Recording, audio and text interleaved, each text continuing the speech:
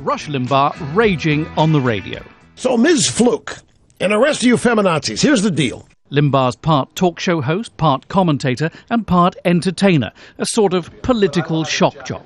Rush Limbaugh is a pioneer in American talk radio. He has the most widely listened to radio show in the entire country, and he is a major conservative figure with lots and lots of listeners and lots of influence on America's political process. Limbaugh earns millions of dollars talking up Republican policies and dissing Democratic ones.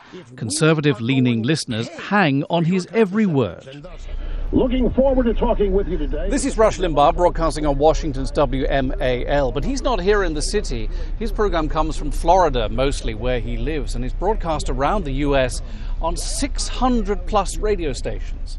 Last week, Limbaugh may have gone too far in his attempt to shake things up by attacking a young student, Sandra Fluke, who spoke up in favor of the Obama administration's plans to make insurance companies pay for birth control. It makes her a slut, right?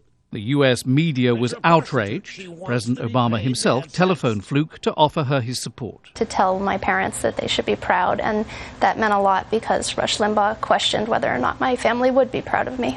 With Limbaugh's advertising under threat over the weekend, he issued an apology and repeated it live on the air on Monday. And I again sincerely apologize to Ms. Fluke for using those two words to describe her.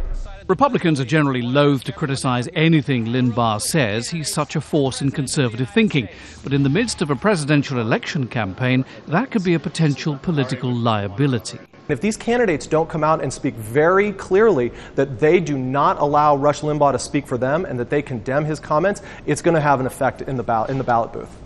Republicans have promised to wage their campaigns on economic issues, but time and again this season, it's moral or social ones that keep cropping up.